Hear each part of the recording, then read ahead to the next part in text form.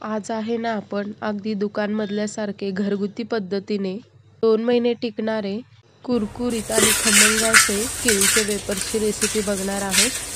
तर इथे बघू शकता किती कुरकुरीत आपले इथे वेफर्स तयार झाले आहेत। तर मध्येच व्हिडिओ कुठेही स्किप न करता शेवटपर्यंत नक्कीच बघा। चटपटीत आणि खमंग अशी केळीच्या वेफर्सची रेसिपी बघणार आहोत।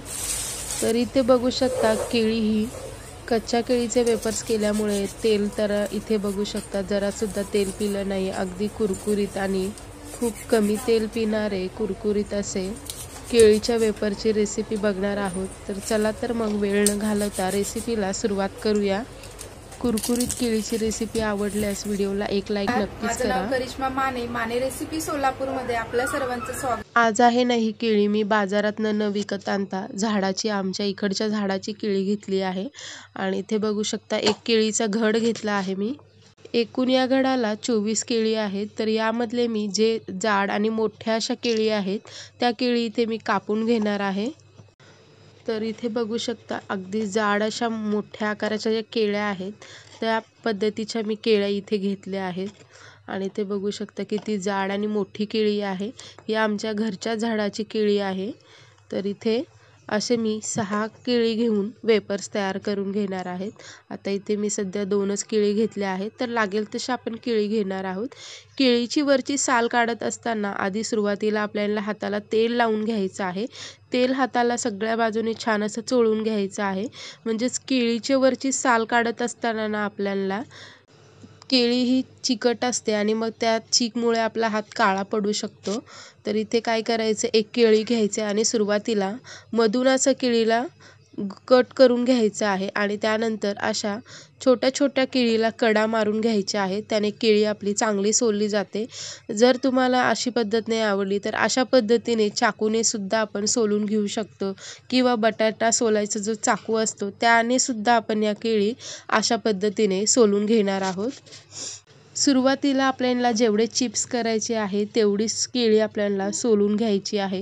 एकदम अशा आपण जर केळ्या सोलून ठेवल्यात तर काय होतं ना केळी आपली लवकर काळी पडते आणि ती दिसायला देखील खूप तेलामध्ये तळताना वेगळी अशी दिसते। तर इथे बघू शकता मी एकच केळी सोलून घेतली आधी तळण्यासाठी आणि एक केळी जी आहे ती नंतर खिसणून घेणार आहे। तुम्हाला हव्या त्या आकाराच्या तुम्ही इथे केळीचे चिप्स तयार करून घेऊ शकता। इथे गोल आकाराची सुद्धा तुम्ही तयार करून घेऊ शकता चिप्स। मी ते लांबट आकार दिला आहे म्हणजे केळीचा जो सपाट भाग आहे त्या सपाटाच्या भागेला चपट्यावर ठेवून घ्यायचं आहे हाताने आणि अशा पद्धतीने बघा केळी आपण तयार करून घेणार आहोत। जे केळीचे चिप्स आहेत ते अशा पद्धतीने पाडून घेणार आहोत।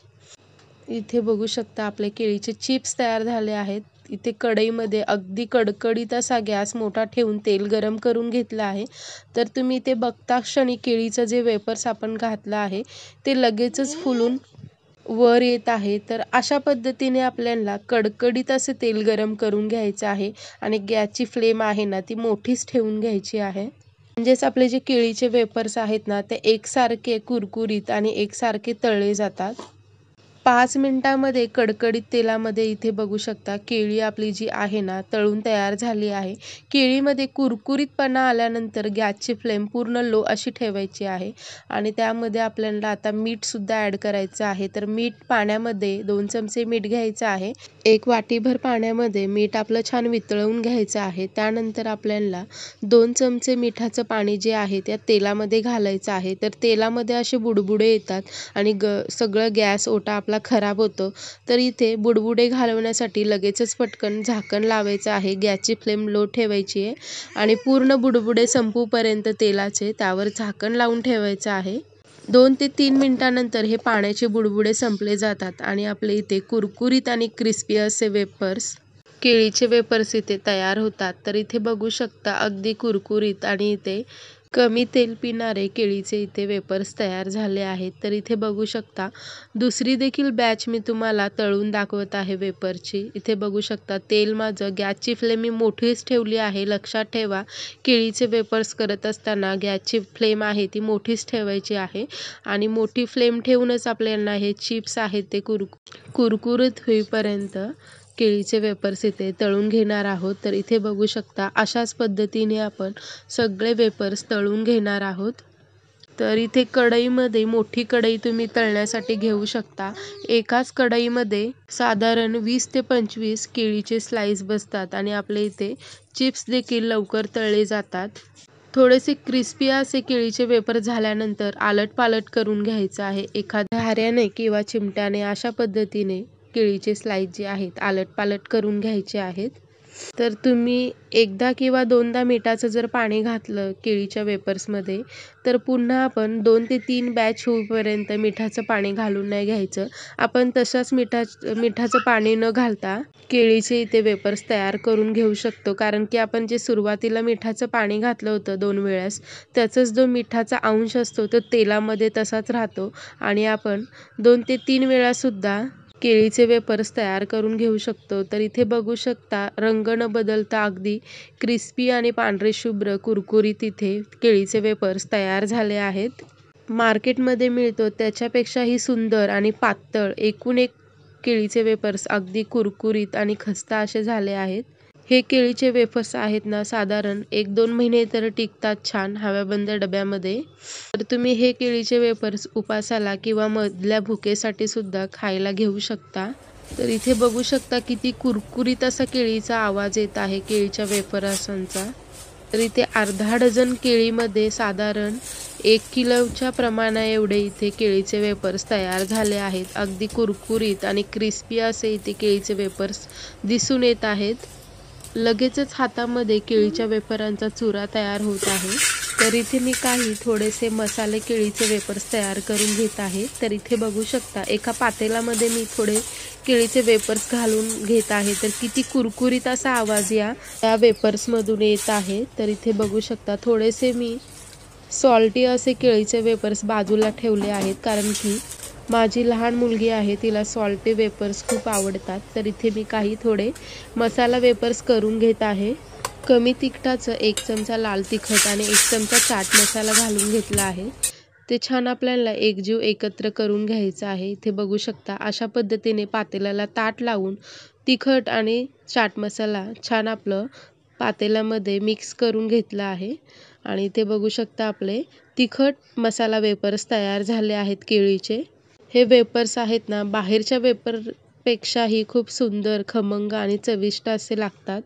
अगदी कुरकुरीत इथे आपले सगळे वेफर्स तयार झाले आहेत। बाजारामध्ये भेटतात ना तसे वेफर्स आहे ना दाताखाली ते खाऊन झाल्यानंतर चिकटतात, पण तशा पद्धतीचे हे वेफर्स नाही लागत। अगदी पातळ आणि दाताखाली देखील आपल्या अजिबात चिकट किंवा दाताला चिकटत नाहीत। तर इथे छान कुरकुरीत इथे अशा पद्धतीचे वेफर्स तयार झाले आहेत। तर तुम्ही देखील अशा पद्धतीने घरीच केळीचे वेफर्स घरी नक्की ट्राय करा। खूप खमंग आणि टेस्टी लागते। क्रिस्पी आणि खमंग अशी केळीची रेसिपी कशी वाटली आहे कमेंट करून नक्कीच सांगा। जर तुम्हाला माने रेसिपी सोलापूरचे व्हिडिओ आवडत असेल तर व्हिडिओला लाईक, शेअर, चॅनलला नक्कीच सबस्क्राईब करा आणि कमेंट देखील करायला अजिबात विसरू नका। तर इथे बघू शकता मार्केटपेक्षाही सुंदर इथे घरच्या घरी आपले केळीचे वेफर्स तयार झाले आहेत।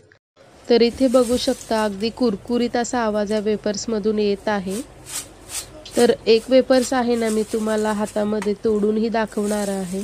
तर इथे बघू शकता एकसारख्या आकाराचे पातळ आणि क्रिस्पी असे हातामध्ये लगेचच चुरा व्हायला लागला ह्या केळीच्या वेफरांचा। तर रेसिपी कशी वाटली आहे कमेंट करून नक्कीच सांगा। रेसिपी खूप जास्त आवडल्यास तर खूप जणांना शेअर नक्कीच करा। माने रेसिपी सोलापूरची रेसिपी आवडत असेल तर समोर असलेल्या जॉईनच्या बटनाला देखील क्लिक करू शकता। चॅनलला सबस्क्राईब करून समोर असलेल्या बेल आयकॉन बटनला प्रेस करून नवनवीन रेसिपीचे नोटिफिकेशन सहज असे मिळवत राहा। चला तर मग मंडळी पुन्हा भेटूया अशाच खूप साऱ्या सोप्या रेसिपींमध्ये।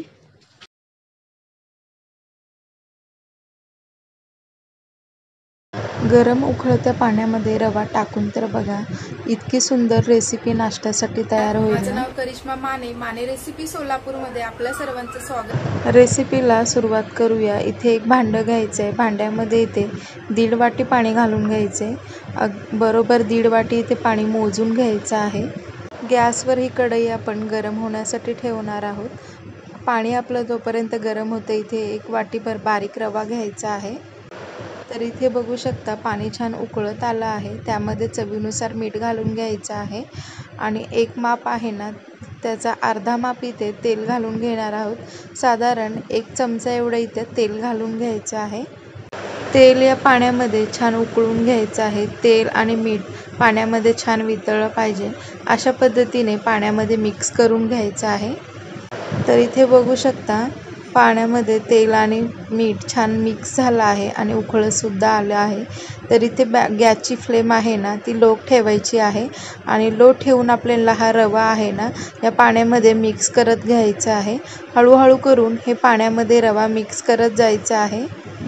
अशा पद्धतीने मिक्स केलं की आपल्या ज्या रव्यामध्ये आहेत ना त्या गुठळ्या होणार नाहीत आणि पटापट इथे आपले गुठळ्या जरी झाल्या तर ते लवकर मुडल्या जातात। आणि अशा पद्धतीने रवा या कढईमध्ये घालून घ्यायचा आहे। तर इथे बघू शकता 1 वाटी ते रव्यासाठी 1.5 वाटीचं पाण्याचं प्रमाण सांगितलं आहे, ते अगदी योग्य प्रमाण सांगितलं आहे। तर इथे बघू शकता जरासुद्धा रवा आपला फडफडीत असा झाला नाही किंवा मोकळा देखील झाला नाही। जेवढा आपल्याला जसं एक डो तयार तशा पद्धतीचे इथे एक डो तयार झाला आहे। गॅसची फ्लेम मी बंद केली आहे आणि इथे बघू शकता रवा पूर्ण आपला एक डो जसा तयार होईल तशा पद्धतीचा इथे एक डो तयार झाला आहे। साधारण 5 ते 10 मिनिटासाठी झाकण लावून रव्याला छान सेट होण्यासाठी ठेवायचं आहे। तर इथे बघू शकता 5 ते 10 मिनिटं झाली आहे। रव्याचं जे हे पीठ आहे ना ते थोडंसं कोमट गरम आहे, म्हणजेच माझ्या हाताला देखील चटका बसत नाही आहे। तर मी हाताला थोडंसं तेल लावून हा रव्याचा डो आहे ते मळून घेत आहे। तर अशा पद्धतीने आपल्याला हा रव्याचा डो मळून घ्यायचा आहे। तर इथे बघू शकता एक देखील गुठळ्या झाल्या नाहीत, अगदी सॉफ्ट असा इथे आपला डो तयार झाला आहे।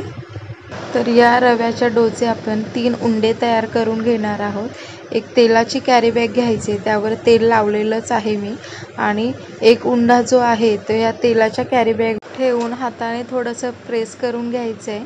तर यावर मी दुसरी देखील तेलाचीच कॅरी बॅग लावत आहे आणि ते देखील थोडंसं हलक्या हाताने प्रेस करून घ्यायचं आहे।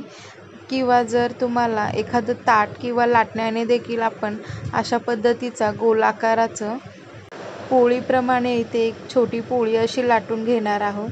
तर इथे बघू शकता ताठाने देखील मी दाब देऊन छान अशी पोळी तयार करून घेतली आहे। मध्यम जाडीची इथे आपली पोळी तयार झाली आहे।